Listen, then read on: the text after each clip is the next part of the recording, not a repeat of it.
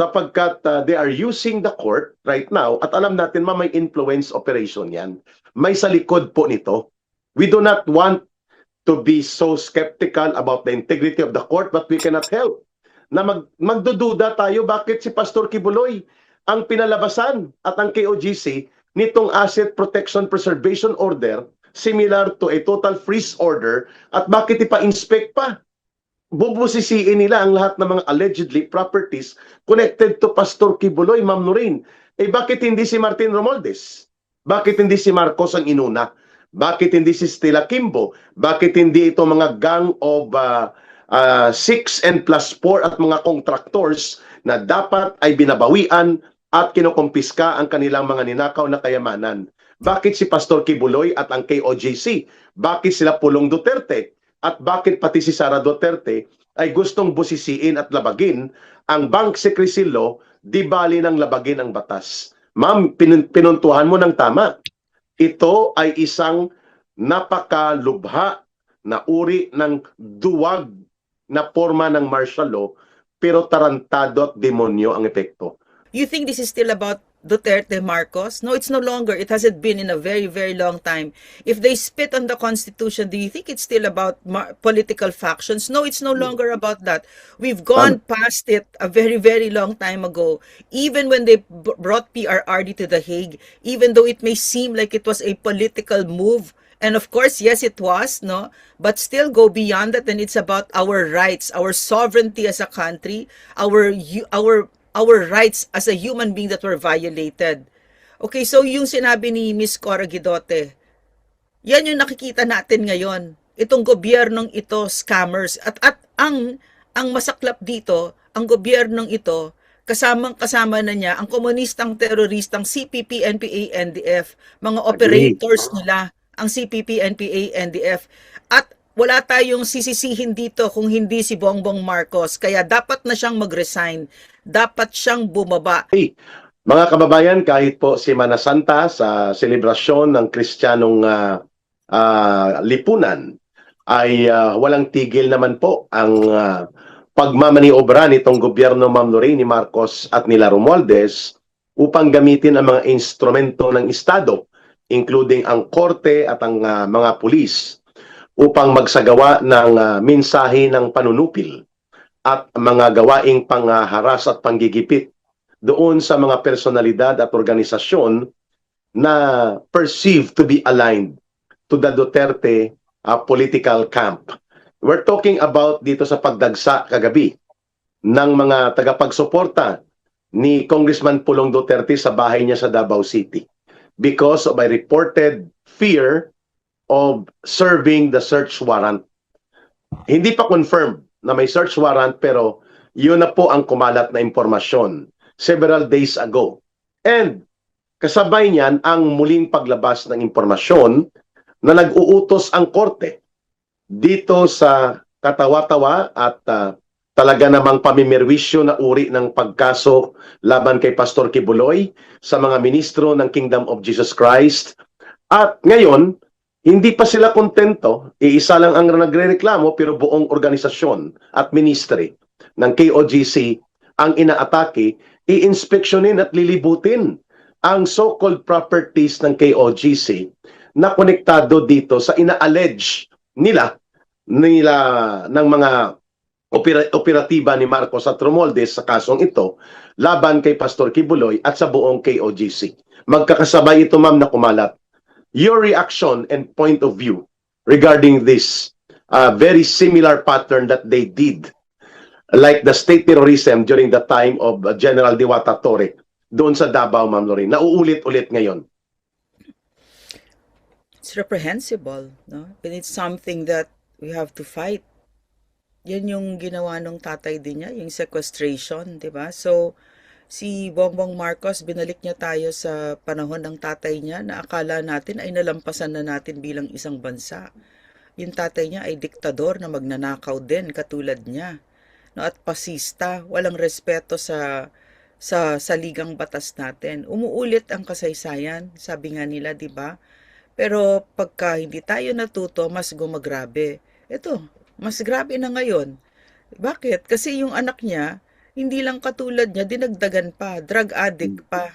Buong buhay niya drug addict. Kung I don't know of any family, Filipino family that's not been affected by drug addiction by a member of the family. So alam niyo kung ano yung pinag-uusapan ko pag sinabi ko kung ano ang buhay ng isang pamilya kapag ka merong drug addict sa pamilya nila.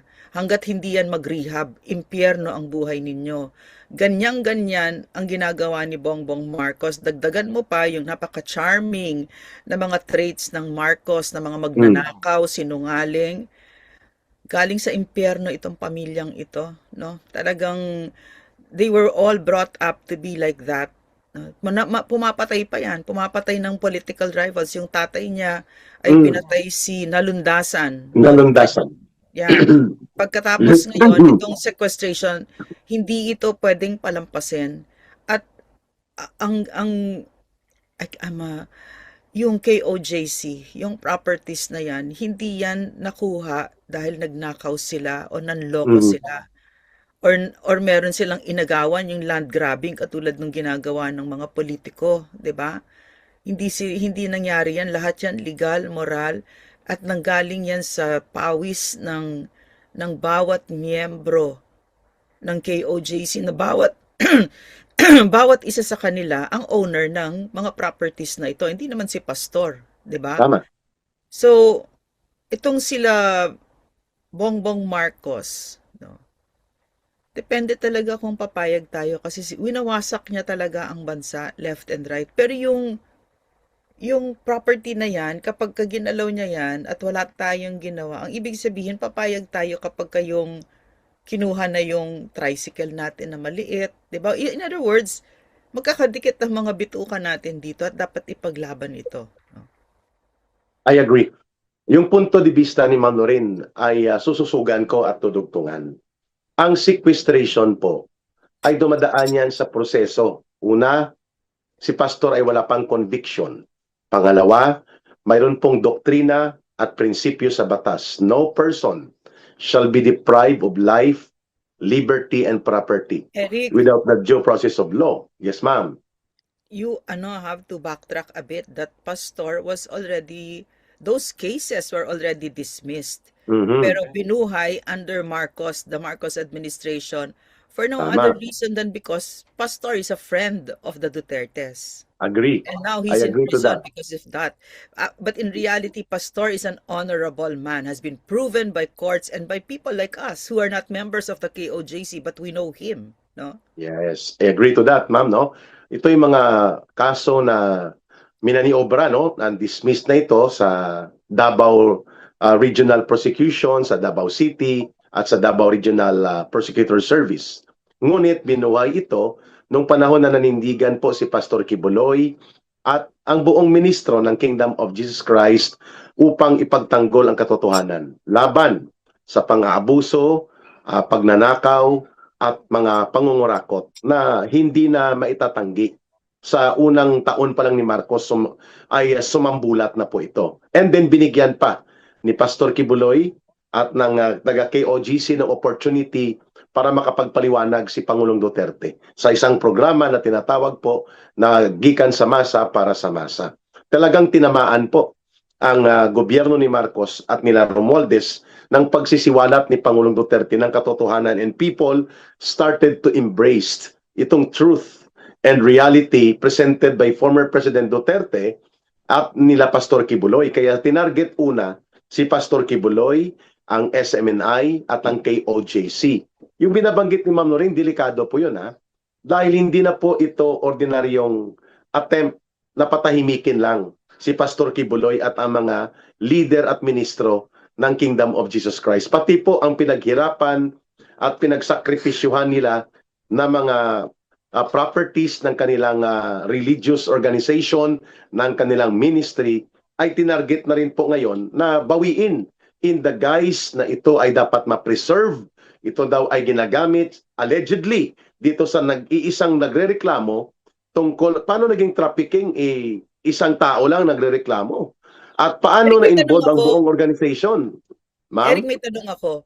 When I interrupted you, no, you were talking about yung tamang proseso sa Mm, pag-sequester. So basically, ang sinasabi mo, yung first step kasi, that you said dapat may korte. So, correct. tama. Yeah, okay. Opo, So, tama, ma'am. At dapat ito ay proven as connected to the conviction of a criminal offense being alleged against you. I Na ito see. ay ginawa. Oo. Pangalawa, Pastor nagpalabas has ka not agad. been convicted. Opo. Mm, Nagpalabas kasi ma'am ng maaga pa ng asset protection and preservation. mm. Parang freeze order na rin po ito ma'am na wag at hindi pwedeng galawin ng taga KOGC ang mga properties na ina-allege na ito ay konektado kay Pastor Kibuloy without even proving it na yun ay kay Pastor. Kasi sigurado tayo ma'am, ni isang upuan o ni isang martilyo o ni isang pintuan sa KOGC na mga properties, wala pong pangalan dyan ni Pastor Kibuloy na sa kanya yun. Yeah. So, ginamit talaga ito para busisiin at iparamdam sa KOGC at sa mga kagaya po nila ng Kingdom of Jesus Christ at mga kapanalig ni Pastor Kibuloy at ng SMNI na hindi namin kayo tatatanan kung hindi kayo luluhod at iiwan nyo ang mga Duterte, tatalikuran nyo ang kanilang grupo at kayo ay maninikluhod at mag-cooperate sa amin. Meaning sa gobyerno ni Marcos at Romualdez. Ma'am, napaka-abusado itong ginawa ng Makati Regional Trial Court at pati itong Pasig Regional Trial Court sapagkat they are using the court right now at alam natin ma'am may influence operation yan. May sa likod po nito.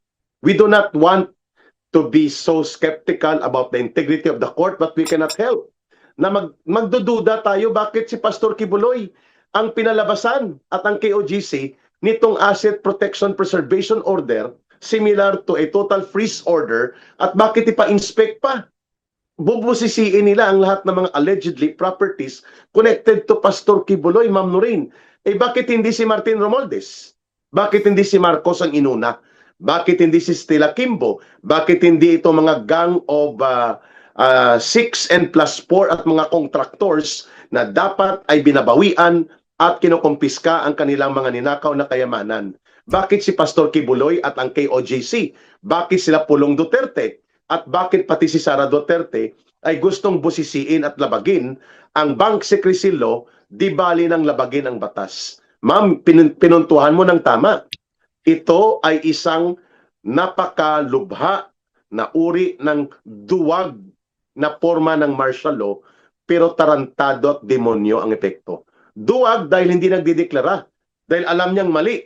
Alam ni Marcos hindi makakalusot ito. Pero iniikutan ng batas, binubutas ang batas upang gamitin ang mga instrumento similar to martial law the way they're attacking right now. Itong KOGC, si Pastor Kibuloy, and other similar individuals and organizations connected to the Duterte political camp, Ma'am Lorraine. So ito yung what has become very, very clear no, from the get-go ng Marcos administration. Dinuduraan nila yung saligang batas natin. Yun. So, napakadelikado nun. Very, very dangerous. Na, kasi ang ibig sabihin nun, sila na yung batas. Ayun din ba yun na nakita natin? The mere fact that PRRD is in The Hague without facing the local courts, without having been given an arrest warrant, no? Ibig sabihin nun talaga, itong ginagawa ni Marcos sa Pilipinas, wasak na wasak kasi ang isang bansa, no, ang isang pag-define ng nationhood, a strong judicial system, a Correct. strong body of laws. Ang ginawa niya, itong walang yang to, no, talagang kinuha niya tayo at dinala niya tayo sa putik. All these decades that we've been building up our judicial system, not just by one person, but an entire nation, no, na talagang gusto natin malakas ang ating judicial system na ito so imperfect from the start, and yet now you really wish for it kasi even though it was imperfect, at least may batas, may nahihiya, no, nahihiya, lalo na yung mga opisyal natatakot kasi syempre public officer ka, natural ikaw yung susunod sa batas, pero ngayon sobrang kabaliktaran ng mga nangyayari ngayon. So alam mo, I want to speak out for the members of KOJC because I have come to know them. Hindi yan property ni pastor. Property yan ng bawat miyembro ng KOJC na Tama. pinaghirapan yan. Yung bawat sobrang kabaliktaran eh. Sobrang kabaliktaran nitong Marcos. Kaya nga, I cannot, it's so clear to me that it's no longer just a political war, it's a spiritual war. You're waging a war against some of the best people I have ever known in my whole life. Their goodness, their kindness, their faithfulness to their beliefs, to the gospel of Jesus. No, talagang they have really embodied it. Quite the opposite of what came out now with the Catholic Church, no, from the CBCP themselves. They said that Marcos is not, hindi, they will never ask for the ouster of Marcos kasi wala naman daw ginawa. So yan, can you imagine? We Grabe. can play it, Eric. Terrible.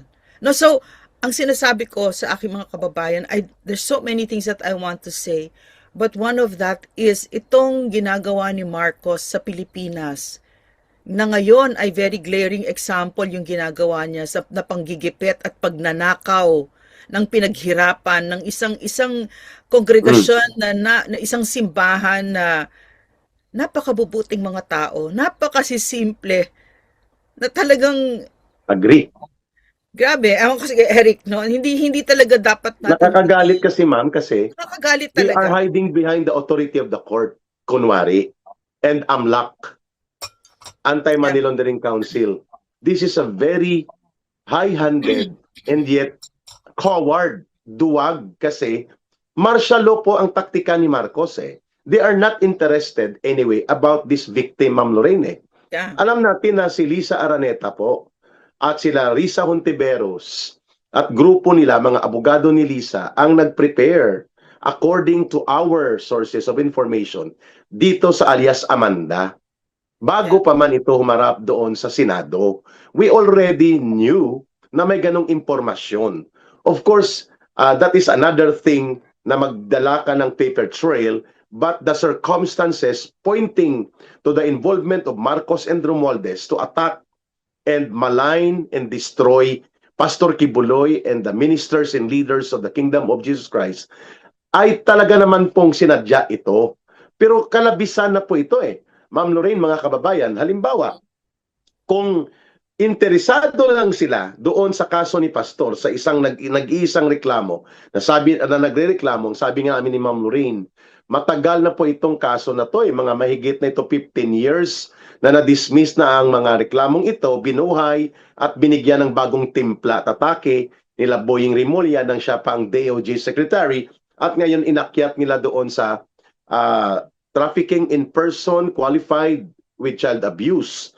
Isang tao lang nagrereklamo, paano naging trafficking? Pangalawa, ito ay malinaw po na nagreklamo na noon sa Davao, 2 beses na ito yata na-dismiss sa level po ng prosecutors. Dahil walang probable cause, walang prima facie evidence na pwedeng mag-sustain ng reklamo. Ngayon, lumalabas na kung ganito ang trato ng korte sa Pasig at sa Makati, at ng Anti-Money Laundering Council na lumalabas, Ma'am Lorraine, mga kababayan, buong organisasyon ng KOGC ang nasasangkot dahil siya ay nagrereklamo laban kay Pastor Kibuloy na walang sapat na ebidensya. Ngayon kaagad pinatigil ang anumang mga financial and economic activities related to the independent properties and assets of the ministry away from the personality of Pastor.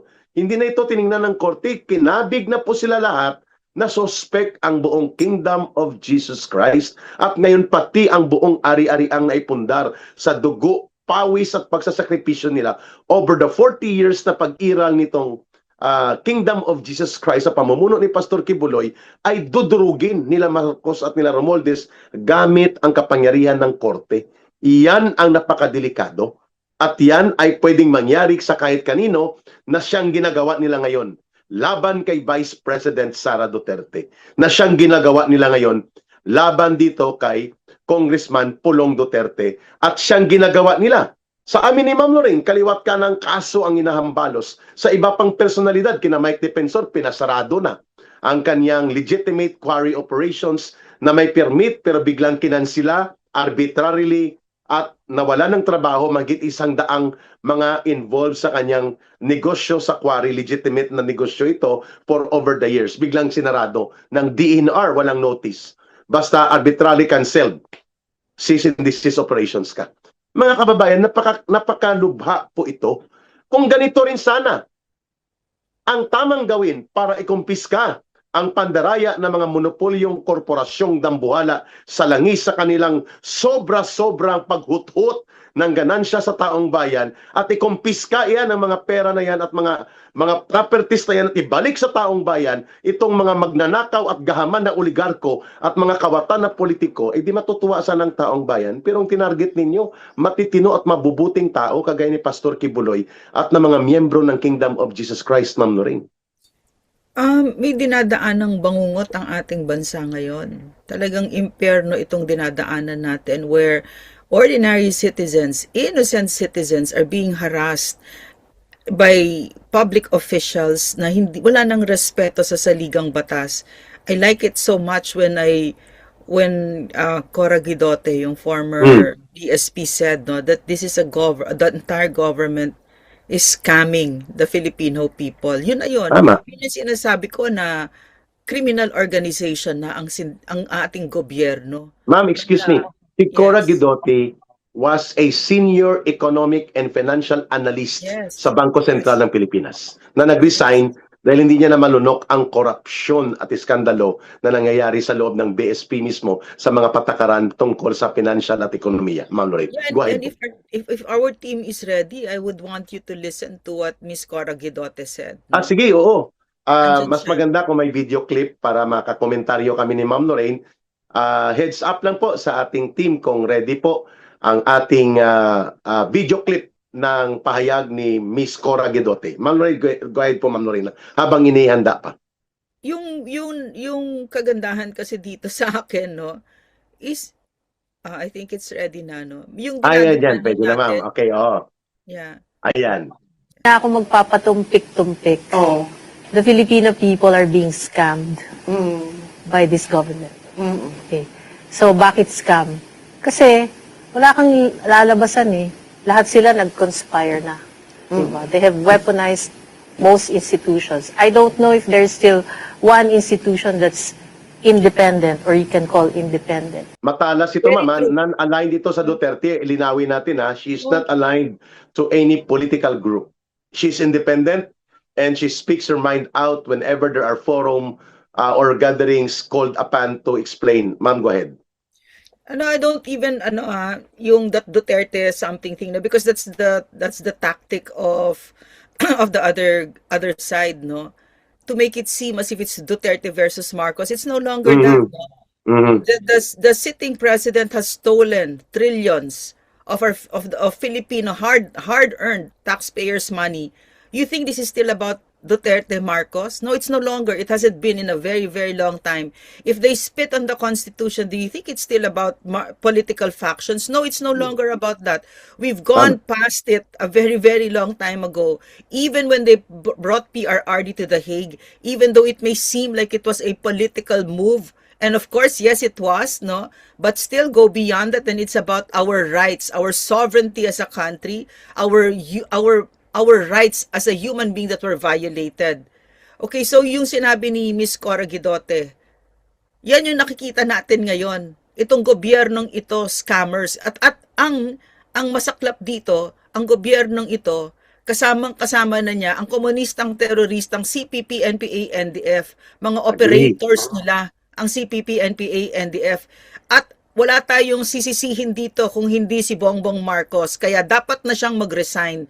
Dapat siyang bumaba. Bawat Pilipino ngayon, ang moral obligation ninyo, nating lahat, ay itulak siya para siya ay mag-resign kasi bawat segundo na umuupo siya dyan, tuloy ang pagnanakaw, tuloy ang pagwawasak sa Pilipinas, tuloy ang pagwawasak sa saligang batas. Ang isang bansa na wala ng saligang batas ay parang banana republic na, no? At diyan niya tayo dinadala nung kinaladkad nila si PRRD sa The Hague. Napakalinaw na wala ng saligang batas. And in so many ways, no? Yung in-enumerate dito ni Eric. Kahit kami ni Eric, marami kaming kaso dito. Yeah. Cyber libel, inciting to sedition. In all of my life, I've na-detained pa kami. No, at saka maraming yung kinuwento niya, yung kay Mike Defensor na, you know mo, legitimate business, So talagang like what I want to really say is you have to rise as a people above this. Pabayaan mo kung anong gusto nilang gawin. Pero tayo, the thing that we can control is ourselves. We have to remain united. And Tama. we have to be a very strong people. We have to be brave, we have to be bold, and we have to fight this together. Because yung pinaglalaban natin dito ay ang ating bansa na.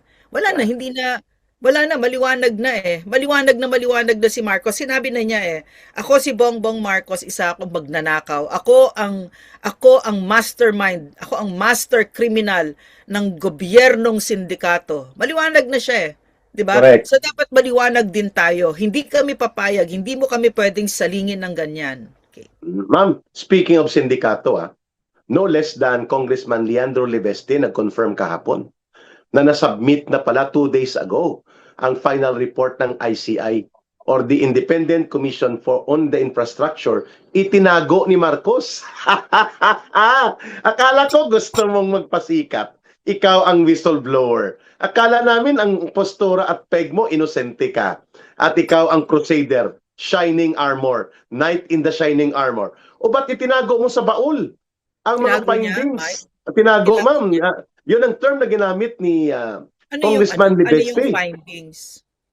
Hindi niya ma'am inilabas. Supposedly, kung iyon ay ikaw crusader ka ng laban sa pandarambong at maparusahan ang mga magnanakaw at ikaw ang nagpasimuno na i-create ang ICI, why are you so silent about the Eric, ICI report? Eric, sino ba namang Ma'am, sino ba namang may kalahating brain cells ang maniniwala na si Bongbong Marcos ay anti-corruption crusader? Hello? Siya ang patron saint ng mga kurakot. Diba?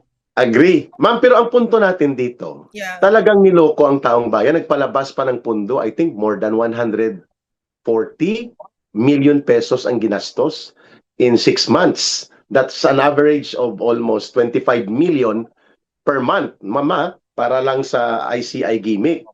All of a sudden, wala nang laman ng ICI. Pero instead na si Marcos magpaliwanag dito, itong attack hippopotamus ni Romualdez ang gumamit nito.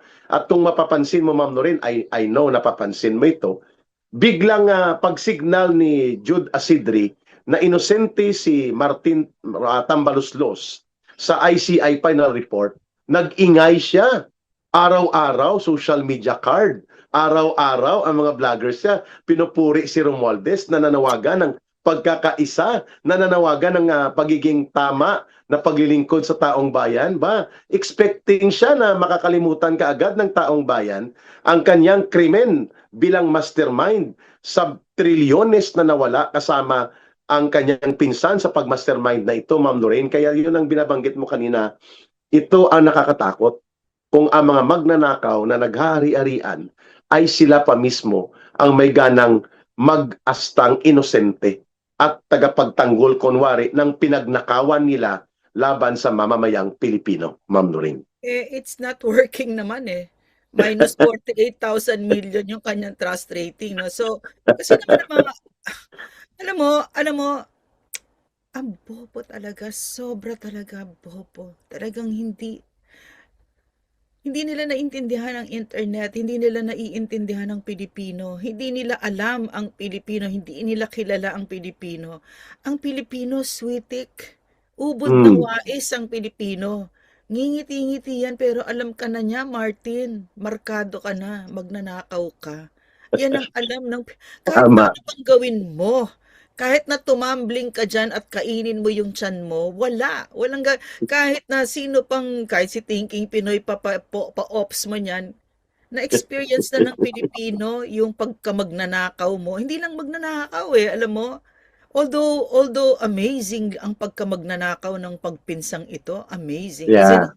It's totally, I'm so gobsmackingly, wow. Talagang walang katigil-tigil ito mga hayop na to. Na hanggang ngayon, Holy Week binigyan ng tig 2 million yung mga congressmen na Wow. sumusunod sa kanila. Halos 600 million yung, That's at true. the time of the Middle East crisis. No? So, hindi lang, this Martin Romualdez is not just a supercalifragilistic magnanakaw. He's a Mm. supercalifragilistic, incompetent bastard. Walang alam. Zero. Zero. Lahat sila, Zero. parang isa silang malaking zero. Kasi, siguro, kasi galing ako sa Team Duterte. So, Yes. nakita ko yung amazing competence, not just of PRRD, but certainly PRRD, that he led us to groundbreaking accomplishments. So I was with that team. So I saw how much he knew that competence was amazing. So when I'm watching them, it's like watching a horror show. So it really I like is. that. It really I like that. is. It really is. It's really like yesterday. Was it yesterday? 2 days ago. I'll give you a photo. I'll give you a photo just so you know what I'm talking about. Ha? Mhm, sige ma'am. Ang lala talaga nitong si Marcos. Tambatos Loss? Imagine, Marcos. imagine they were asking for money, nagmamakaawa ng pera, ng oil sa Sa Iran. ambassador ng Iran. Aha. So nagpunta si Secretary of Foreign Affairs at saka si Garin. Si Yun pa lang Garin. number one pa lang yun. Biro mo ang pinapunta mo. Bakit hindi ikaw? Kasi yung mga ibang Southeast Asian leaders, like sila what's his name? Sila Taksin, etc. Si Mhm. Prawobo, lahat sila, yung basta sa Indonesia, sa Malaysia, lahat Malaysia. sila nagpunta. Even Singapore. Yes, personally sila nagpunta. Tapos dude, ang sabi pa itong sinong Secretary of Foreign Affairs, na kaibigan ng Pilipinas ang Iran. Alam Castro. ng Iran na lapdog ng Amerika, si Bongbong Marcos.